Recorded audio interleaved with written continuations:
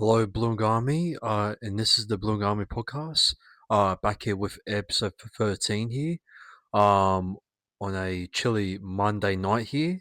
And tonight I'm going to be talking about the St George Illawarra Dragons versus Premier Eels, round 13 review here. Sorry, no, round 17. Should I say review here? And I'm going to be talking about the breaking news of Tallyn Silva signing with us officially for 4.5 years until 2029. And Jack de Belin signed with us, I believe, for a bit like a year, where he will be playing for us in 2026.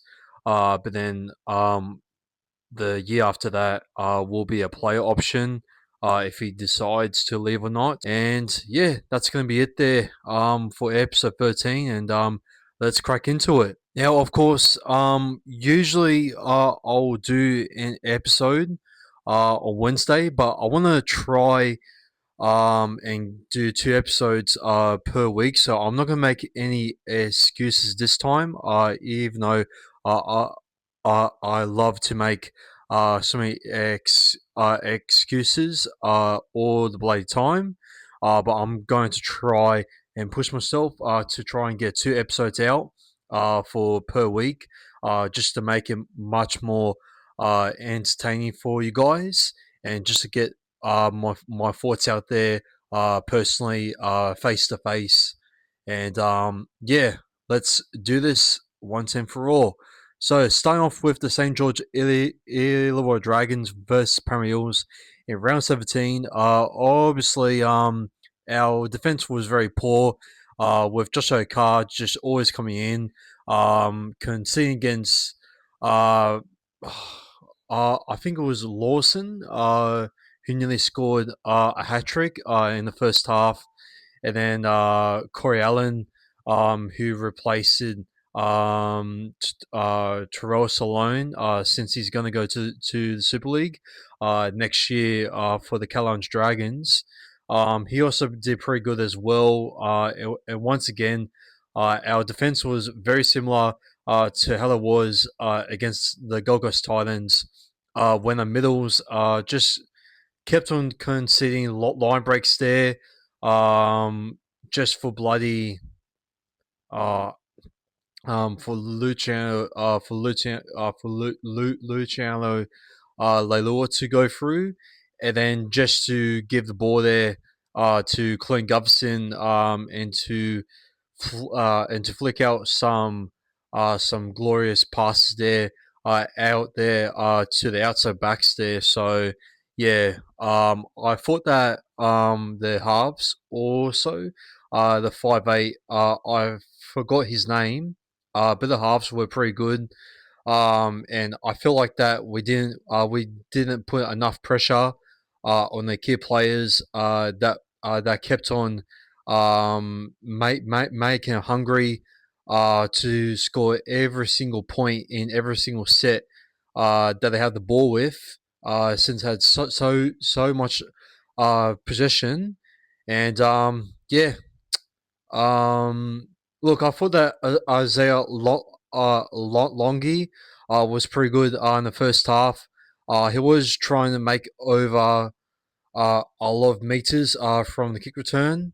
Um, and Zach Lomax, once again, was trying to compete for every high ball, especially with the kick chase. Once again, even though he did get pushed back a little bit there, and he did miss the try that we did first score uh, with uh, with um, with Joshua Carr. I believe he scored first. So yeah, um, yeah, just to consider those tries, man, were just absolutely just embarrassing. And Jason Rolls did went to halftime there, looking pretty calm, but he wasn't calm at all. Inside, he was pretty angry, and you can tell that he was very disappointing, and he didn't take that first half quite lightly. And he said to the boys, "Hey, I'm very, I'm truly disappointed in you guys, and I want to tell you guys, hey, um, do you really want to play for the jersey and end up with a win? With some courage going into the second half, or do you want to play for the jersey but come out with it empty?" And then what they do in the second half? Well, uh, they decided to make a big comeback, coming from 26-4 down. And our defense improved quite a bit. We scored a couple of tries there, but there is one try where I am going to show a picture of Joshua Carr just putting his foot between the inside field of play and right next to the touch line. Now, tell me, guys, did he win out? Because in my opinion, if you play it in normal pace, I reckon that he stayed in play. And I possibly believe that we kind of got robbed, and that the whole of the momentum went to the Dragons, and that's how they won it there. I know that we had a chance there with Zach Lomax making a risky offload there to Valentine Holmes, where I hope that Valentine Holmes can get completely stuffed. The freaking New York um, NFL Dream Chaser, Queensland Grubby, ugly, ugly looking mother effer, and yeah, um, I was absolutely just fuming on how he intercepted that try at one of there for the Dragons when it was Zach Lomax versus Valentine Holmes goal kicking once again, and it was a complete disgrace, and it really kind of just peed me off. So yeah, as much as I want to cast here, guys, and I want to rant here, I'm not going to go on to that. Let's see on how Game Three goes ahead at a core stadium, so that Valentine Holmes can taste the tears of his own medicine. So yeah. But anyways, guys, yeah, well, in the second half, I thought that Toga was pretty good. He improved quite a bit. Kemwa Tulangi, he was not the greatest once again.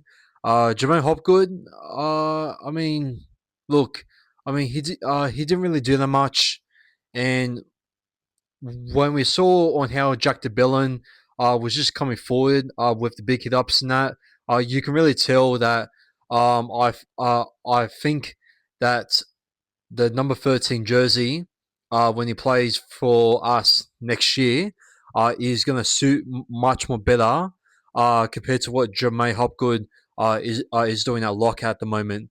Move Jermaine Hopgood either at front row or either move him at back row there, with Jack Williams back over there, or you either just move Kelmatolangi to the bench, and then you move Jermaine Hopgood at back row there with Katini Kartoga there, and then you just leave Jack Williams at prop there, and then you just put Jack de Belin at lock. I mean, is it really that hard to really see on what Jason Roll's plan is going into in 2026? So yeah. But my 3-1s, before we go into Jack de Belin and the Tallyn da Silva signing, guys, uh, I, I also want to say, guys, look, man, as much as I want to say that Josh should be coming in, it's not going to happen. I mean, we have to deal with Dylan Brown just coming in, and the fact that that Charlie Garman did not get any minutes there was absolutely just criminal. Like, bro, like, you gave him a chance against the Titans. You won't give him a chance against the Dragons away uh, when you can use him for our advantage, just to dominate in the four pack there, rather than just trying to get Jack Williams just to come like a missile throughout the middle there, just trying to push himself forward there, and doing most of the work there for us. So yeah, look, like once again, there was barely any offloads there throughout the middle, and yeah, uh, like it was a terrible performance there. But here's the thing, guys. Parramatta for the last couple of years with the inconsistency can play good attacking football for a couple of weeks and poor defensive football, but then a few weeks later with this team that we have at the moment, they can play good defensive rugby league, but then poor attacking rugby league at the moment. Sorry about that, guys. Someone just came to absolutely just ruin my recording there. But it's all good. The mic is still going, so that's good. I charged it, so yeah, it should be all good this time. So yeah.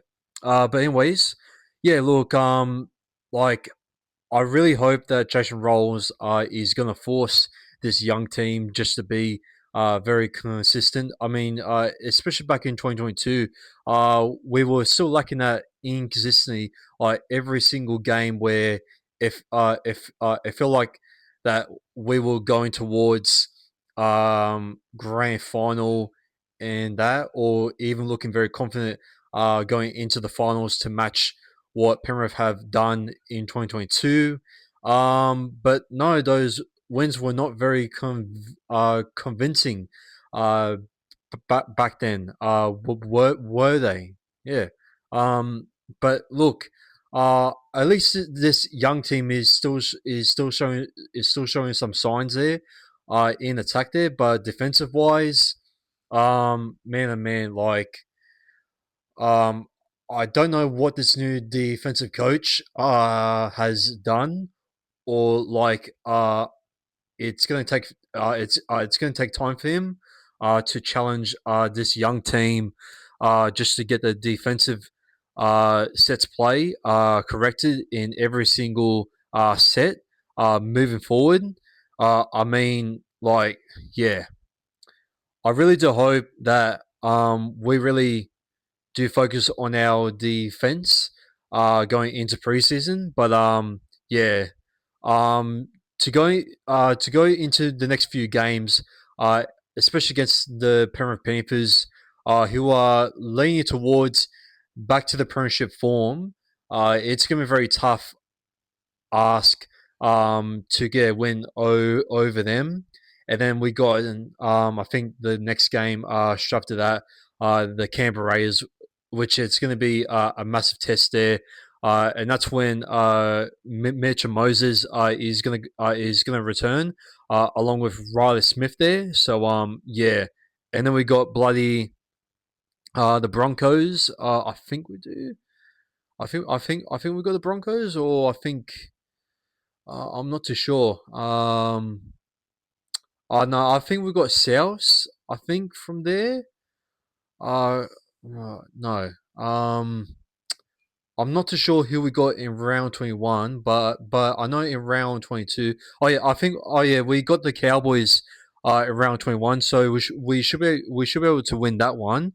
But in round 22, we do have the Storm, but it is at home. But the last time we did versus the Storm at home last year, Ryan Pappenhausen absolutely just steamrolled us and just ran over our defense like it was nothing. So hopefully our defense does improve. But I have some massive worries going into the Panthers and the Canberra Rays game. So well, I think you can say right now, and I don't like um, doubting myself or doubting others. but I'm not gonna lie. Until they work on work on a work on their consistency in their defense, especially Josh Okada, who was just going Marcus Silva mode there, just coming in very early there, just leaving big gaps there.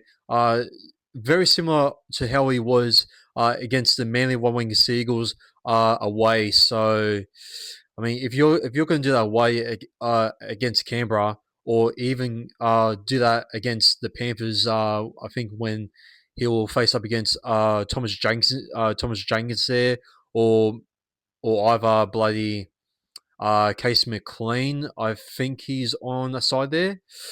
Yeah, it's gonna be a tough ask there to stop what one of the speeders there to score to score some easy tries there, or even some acrobatic tries there as well. So yeah, it's gonna be tough tests in the next coming weeks, strive to the buy. But with our newest signings coming right now with Tallyn Silva coming mid season, which I do think we should start right now since Riley Smith is suspended, and maybe just give Brandon Hands a chance, or maybe just drop Joey Lussick to the bench there as well. So yeah, that's my personal take. Or you just drop Joey Lussick and you just bring on Dylan Walker as a dummy half there as well. So yeah, but Dylan Walker, he was pretty good there. He was trying to give a forwards there, just some hard runs there. But yeah, nah. Um, they try their best there, but it was not meant to be with that offload there to Zach Lomax there, and especially that 50-50 call with Josh Okar. Was he out? Um, Maybe we were robbed. I mean, I thought before that we were that we were confirmed to be robbed, but I mean, you're going back to the offload there, and Zach Lomax, when he caught it in the air, that was a chance where he would redeem himself from a couple of those missed goal kicks there, and to actually won it for us. Instead, he threw it all away to his Queensland enemy there, and he won it for them for the game, and yeah. Unfortunately, um, there's just too many questions to ask from Jason Rolls, if you ask me. So let's hope that Jason Rolls can smack the sense out of these boys when it comes to defense. So yeah, especially coming from a former forward like him, when he also played for the Dragons. I mean, I don't even know what Gazina is doing there in the coaching staff at the moment. So yeah, like who knows? So yeah, like as we all know, like when this when he brought in these new coaches and that, they did say that it was a big challenge. It was a new experience, and some of these coaches were changing from rugby union to rugby league. So maybe it's going to take these coaches some time uh, just to force these young fellas, or these players who were so used to playing under the bro after system, and just try and convert that to Jason Roller's playing style, or to either one of the other coach staff styles of tactics and that. So yeah, like who knows?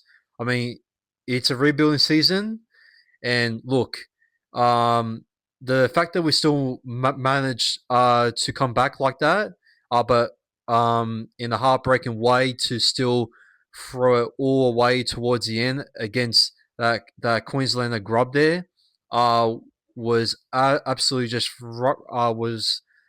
absolutely was absolutely just frustrating there. Yes, but at least we are still putting some effort into it. So I mean, for a team that um, that has some rookies in there, we're not doing that bad. Like, at least we're not defensively worse than the Cowboys. I mean, I know that the Cowboys still managed to beat the Titans, but I mean, they nearly choked the game against the Titans away. So I'm pretty sure we should beat the Cowboys there, but I'm pretty sure we should smash them as well, since they don't have a very good record at Paramount Stadium, even though they won it against the Panthers there. Yeah, I don't think they will get past us. Surely, though. Please, surely. But anyways, guys, that's gonna be it there. For episode 13 of the Blue Army podcast. I will be able to do episode 14 on Wednesday. So make sure to keep your eyes out for that one. And yeah, take care. And Blue Army signing out. And go Para.